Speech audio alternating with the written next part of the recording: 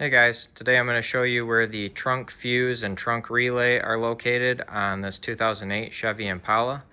If this video is helpful, can you smash that thumbs up button and leave a comment down below for the YouTube algorithm? Really helps out a lot. So we need to come over here to the passenger side. Right down here on the passenger kick plate is this fuse panel behind this door. So what we're looking for here is this 10 amp fuse in the top corner right here. So pointing with my thumb, it's that one that I'm putting my thumbnail on right now. That is your trunk fuse. And this big relay right here is your trunk relay. So we've got a 10 amp trunk fuse right here in the top corner and the trunk relay right there. So I hope you found this video helpful.